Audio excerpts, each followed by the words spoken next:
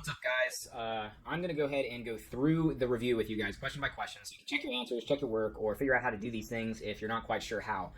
So let's just jump right in. Number one says, examine the graph below. All right, consider it examined. Part A says, draw the graph of the inverse function, and part B says, identify at least 3 points on the inverse function of the given graph. All right, I'm going to start with B first, because that's actually going to help us with part A. So the first thing that we've got to do in order to get inverse points, we need the regular function's points. So let's just find out where we got some points. We've got right here at our vertex, that's at 4, negative 3. So 4, negative 3. We've got a point right here, that's at 5, negative 2. And we've got a third point right up here at 6, 1. Okay, I'm going to keep these 3 points, and these are the 3 points I'm going to use. It's going to become clear why in a little bit. But for part B, I want the inverse of these points, right? That'll put me on the inverse function.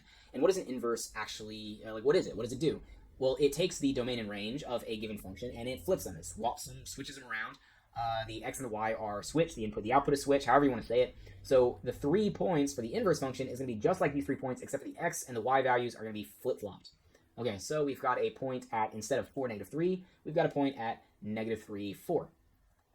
Instead of having a point at 5, negative 2, we've got a point at negative 2, 5. And instead of having a point at 6, 1, we've got a point at 1, 6. Those are points that are on the inverse function. So let's draw that, see what it looks like. On the test, you guys won't be drawing it for yourselves. You'll be identifying it. But if you can draw it, then you can identify it. Okay? So let's just plot these points. Negative 3, 4. Let's say 1, 2, 3 in the negative direction. 1, 2, 3, 4 in the positive direction. So we're going to be somewhere around here. Okay? Negative 2, 5. So negative 2. Let's just go up right here. So somewhere around there. And then 1, 6. So 1 in the positive direction. And then 6. So it's going to be kind of like over here.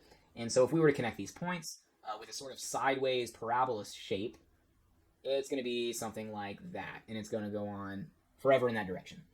Okay, the reason I have chosen those 3 points, and the reason I didn't do these other 3 points, the one right here and right here, these other 2 points, is because if I were to plot those points, which would be right there and right here, thereabouts, if I were to put those on this graph, it wouldn't actually be a function anymore. It wants us to find the inverse function, draw the inverse function. And a function is only a function if there's exactly one output for each input.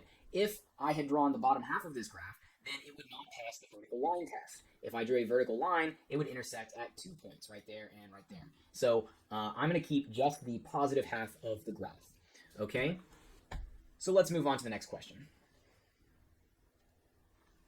Okay, find the inverse of the function f of x equals 2 times x plus 6 minus 3. Simple enough. I'm going to rewrite it. F of x equals 2 times x plus 6 minus 3. Now, the first thing I notice about this is that it's actually not simplified. So before I do anything, before I try to find the inverse function, I'm going to want to simplify this. I'm going to do that using my distributive property, hippity-hoppity distributive property, by multiplying this 2 into the group. So 2 times x is going to be 2x. 2 times 6 is going to be 12. And I can't forget that little negative 3 at the end there. But now I need to combine my like terms. Okay, I've got my 2x, but 12 minus 3 is going to equal 9. So this is the simplified rule of the function f of x. Now I'm ready to make my inverse function. And how do I do that? Well, I follow some simple rules. The first step of finding the inverse function is to replace the output value f of x with just a simple y. So y equals 2x plus 9. Okay, good enough. The second step is to flip the x and the y. And this is where it truly becomes an inverse function, because that's what an inverse function is. It's when the output and the input is switched. So once I do this, I write x equals 2y plus 9. I am technically now operating on an inverse function. But I need to put this in a more appropriate form. I need to simplify and return my notation to the way it needs to be. Okay, so I just switched my x and my y. Now I need to get my y by itself. I need to solve for y. So the first thing I'm going to need to do is I'm going to need to get rid of this 9 by subtracting 9 from both sides of my equal sign. Okay, x minus 9 is equal to x minus 9. Those are not like terms, so I can combine them. The positive 9 and the negative 9 will cancel out because 9 minus 9 is 0. So all I'm left with on this side is 2y. Still not done. I need to divide both sides by 2. Okay, so 2 divided by 2 is 1, and 1 times y is just y, so these guys have essentially canceled each other out, and we are left with, I'm going to write it the other way around with the symmetry property. Y is equal to x minus 9 over 2. Okay, and this is simplified. There's no reduction I can do, so this is actually the rule of our function. The very last step, we have to write it in the correct notation. So this y needs to be f inverse of x. I'm just going to write it this way, x minus 9 over 2. So this right here is the inverse of the function that they gave us to begin with. Okay, let's go to the next problem. Make a table of values for the inverse of the function, or rewrite it here, f of x equals 3 halves x minus 5. Okay, so there's really two ways that I can do this. I can change this, or I can find the inverse function of this by just going ahead and following the steps I did in the last problem, and then I can just plug in some input values and make a table that way. Or I can make a table of values for this function and then just flip-flop my table. And I think that's the easier way to go. It's a little bit less math.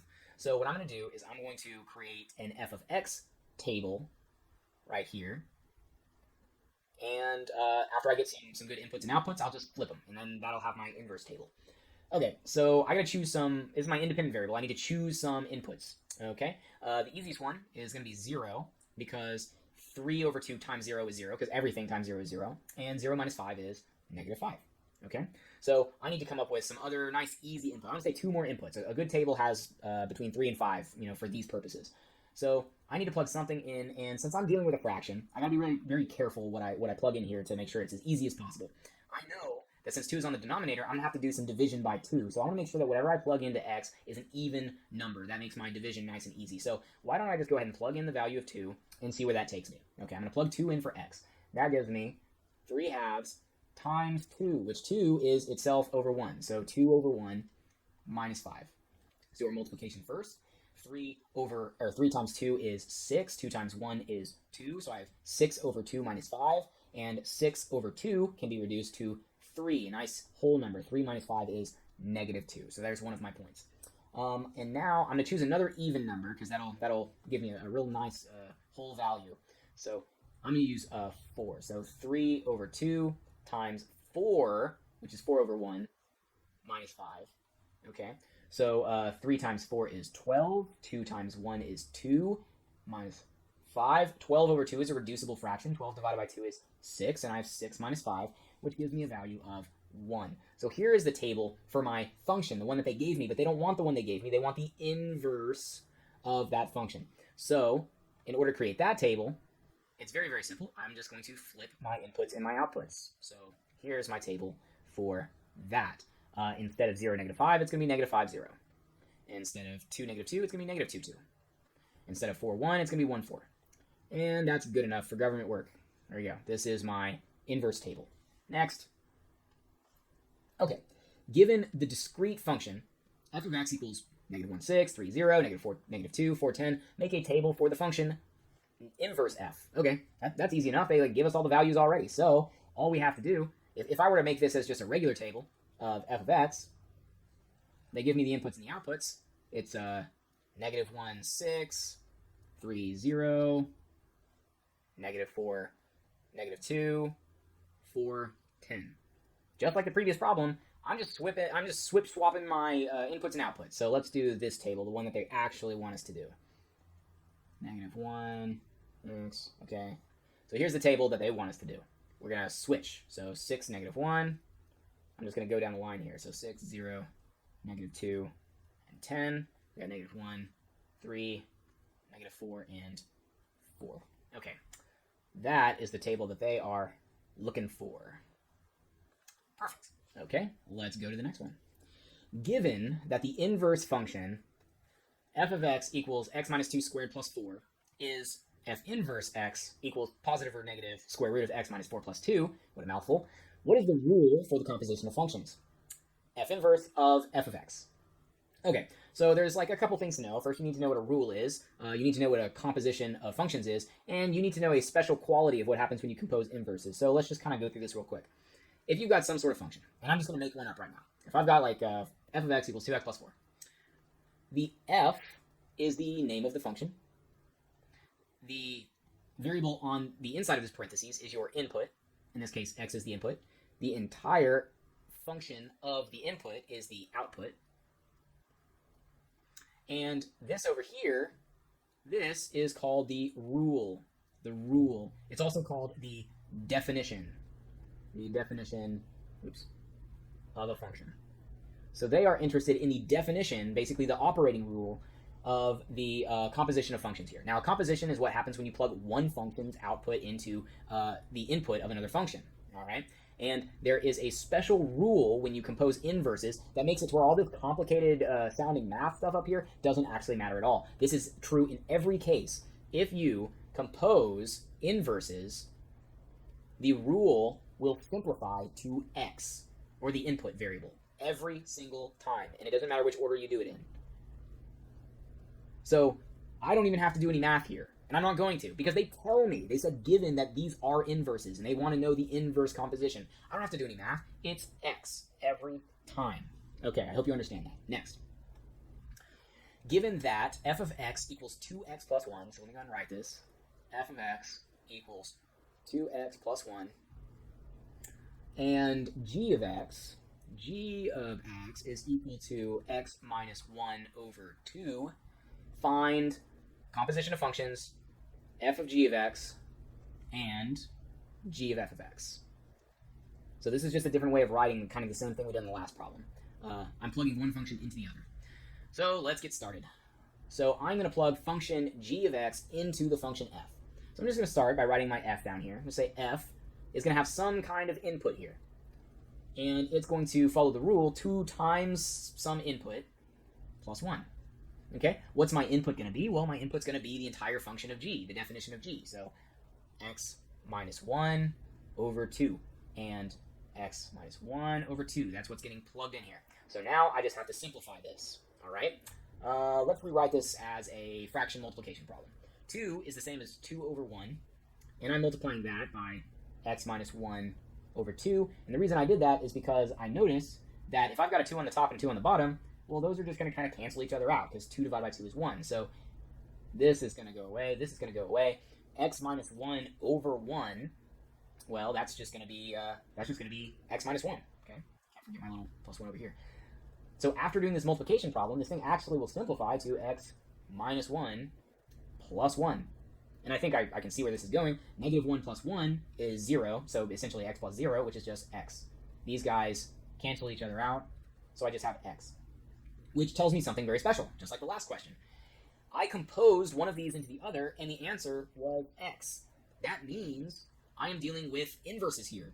These two functions are inverses of each other, which means that it doesn't matter which way I compose them, I am going to get x both ways. So I don't even have to do the math for the other one. If it's x one way, it's x the other way, because they are inverses. All right, nice question. Let's go to the next one. In set builder notation, what is the domain of the function shown in the graph? What is the range? Okay, so we're looking for domain and range. Domain and range. And it says specifically set builder notation.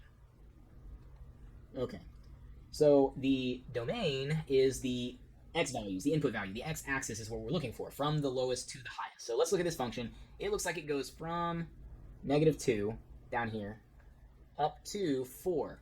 But look, this is a solid dot down here, so it includes negative 2, but this is an open dot, so 4 is not a part of our domain. So let's see what this looks like in set builder notation. Well, first, it's domain, so we're dealing with our independent variable, that's x. So x, such that x is an element of all real numbers. I told my class that they don't have to put that bit in there if they don't want to, but it's just good practice. So x such that x is an element of all real numbers, where, at least according to this function, x is greater than, or I should say this, negative 2 is equal to or less than x, and x is less than 4, and then I can close out my set. So I'm just saying that x, the x value of this function lies somewhere in between here, and it's including negative 2, because this little equal sign thing, and it's not including 4.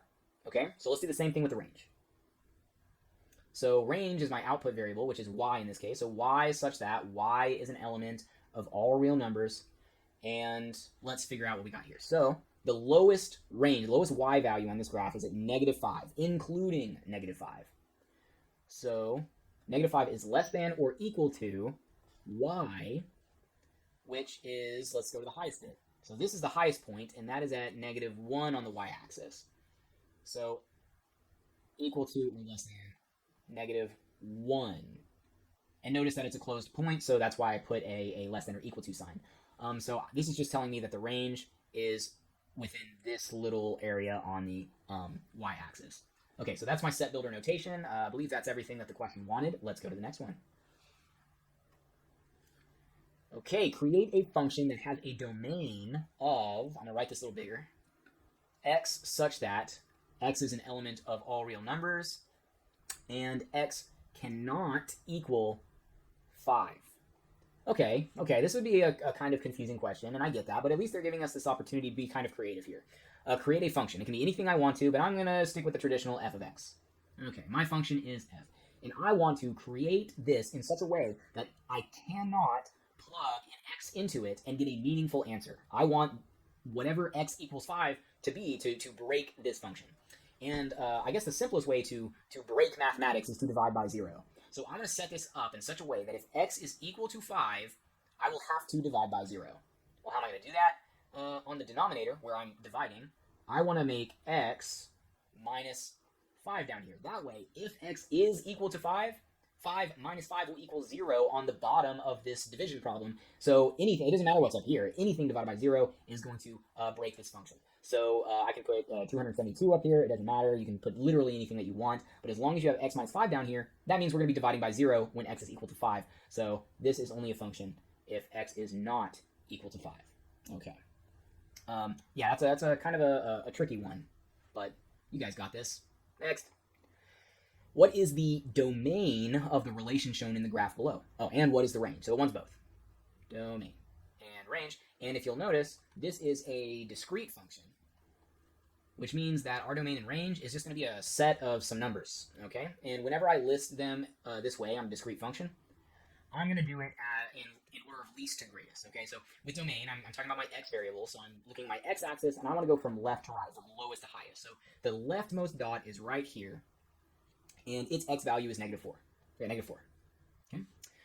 The next leftmost dot is right here, and it's right there at -1. So we have -4, now we have -1. The next one from the left is right here, and it's at an x value of 0. And then finally, this is the rightmost dot, the very highest part of the domain, and it looks like it's at 4 on the x-axis. So there's my domain. And my range is going to be, I'm going to do the exact same thing, except for instead of on the x-axis, I'm going to do it on the y-axis and go from the lowest value to the highest value. So the lowest dot is this same dot over here, which is at a -4 on the y-axis right there. The next lowest is right here at -1. So it looks like these domain and range are going to be very similar. This one, however, is at 2. So they're not exactly the same. 2 on the y-axis there. And then finally, that one is high at 4. So almost exactly the same, not quite. There we go. There's the domain. There's the range. Next question. What is the range of the relation shown on the table? Well, that's an easy one. So range is going to be the list of output values as a set. So I've got -4, -8, and 4. Remember, I'm always going to want to do this from lowest number to highest number. So the lowest number here is going to be that -8. The next lowest number is -4. And then finally, that last one is 4. And that's it. That's all that we do, because we got the range, we got the y values, we put them in order from least to greatest. That's it. Okay, I like that easy question. The following ordered pairs represent a relation. What is the range of values from least to greatest? Oh, okay, here's another easy one. It's kind of just like the last one, except for in the last one it was a table, and in this one it's just a set of coordinates of ordered pairs. So the range means that I'm dealing with the y values. So all I care about are these second values in each ordered pair, because those are my y's, those are my range, okay? So it looks like 3, 15, 6, 12, and 9. We want them in least to greatest. So 3 is the lowest number. 6 is the next. Then 9. Then 12. Then 15 is the highest. Okay. And that's it. That's all that question wanted me to do. I'm done. I have the range of those ordered pairs. Next question. In interval notation, what is the range of the following function? We get a lot of ranges here, apparently. So the range is where on the y-axis this goes to. The lowest value that this function has on the y-axis looks like it's right here at the origin. So the lowest point is going to be 0, and it looks like these arrows these arrows represent lines that are going to continue on going in this direction forever. So I can't say that the max is 4, the max is 5, or whatever. They're going to keep going up no matter, what my input is. Like, the higher or lower my input is, this will keep going on forever. So our range is actually going to go all the way to positive infinity. Just never going to stop. So now we have to decide, do we want a hard bracket or a parenthesis? And that depends on whether it's a part of the set. Does this function touch 0? Well, it seems to. There's no open dot there. It's a closed dot, so it's going to be closed at 0. And infinity is always open. It's always free, because infinity is you can't include that in the set. Infinity is not actually like a number. It's like a concept. And infinity, we can never actually have that be defined. Okay, so it's going to be a parenthesis. So here is the range of the data in interval notation. Next. What is the domain? Oh, finally, we said up and range. So domain and range. Domain and range. It tells us to find the domain and range, but it doesn't tell us how. We can do set builder or we can do interval. Interval's quicker, easier to write, so that's what I'm going to do. So I need to see the lowest possible x value of this function, which it looks like, you got to be careful. This is not an arrow. This means the function stops exactly right here, and it looks like it's right over the -3. So this closed dot means -3 is the lowest it's going to go in this direction, and it's a part of the set. And then the farthest it goes in the x direction is to +3, and it is also a closed dot. So -3 to +3, closed. Okay, that was nice and easy. The range, interesting. So the range looks like it does dip a little bit below -2. I'm not sure how I'm supposed to find that. So I'm gonna take a little shortcut here. I'm gonna say that I'm not exactly sure what it is. I know it touches it. Because there's no hole, there's no gap there, but I'm not sure exactly what it is. So I'm gonna say that it's about -2. That little tilde means it's about that. I don't know what it is. It's like an estimate, and it's gonna go up to. This is the highest point on the function, and it looks like it's a 10. So 10, and it's a closed dot, so it's gonna be hard bracket. That's good enough for me. I don't know if the question was intended to be that way, but that's what it is. Okay, next. 16. What is the range of the graph shown below? Range, y values. The lowest point, right here, they look like they're about the same. So I'm going to, and they're closed, so I'm going to put a bracket at -15, because that's where it is on the y-axis. And then the highest point is right here. It is also closed at -9. So -9 right there. And just for kicks. Oh, sorry. Whoa, wonder why it's negative in both directions. Interesting. That's probably a typo. That's probably meant to be positives up here, but oh well. We're just going to keep it what it says. Maybe this is an alternate dimension that folds in on itself. We're just going to follow the graph and say it's -9. So I'm going to do it in set builder notation. We're talking about range, so y such that y is a part of all real numbers, though I'm not sure because this graph has negative on 2 sides. And it goes from -15 equal to or greater than or equal to or less than, my bad, and -9. Those both are the same way of representing the same, or two different ways of representing the same idea. Okay. Next. 17. Find the domain of the function. Now, this is a question that I would recommend that you use a calculator on, or you plug it into Desmos, because we really haven't focused on these types of functions yet. Okay. Square root functions, x minus 2 plus 4. The more that we study different types of functions, the more that you're going to see a sort of pattern emerge, that when we have some function that's acting upon x in like a sort of little parenthesis space, because that's under the radical sign together, it has a very special characteristic, in that this translates the graph by the opposite of this amount. So if you were graphing this, every square root graph kind of looks like a half parabola going up and over in like a sort of this way direction. So that's what's going to happen here. This -2 means that it is going to get translated and begin at a space that is 2 in the positive x direction. So -2 becomes positive. So this graph is going to start right here. I'm going to use a different color, use yellow. So it's going to start right here, and it's kind of going to go off in that direction. Of course, this plus 4, what you'll see on the graph is that it means it starts up 4. So over 2, up 4, and it's going to go kind of off in this way direction.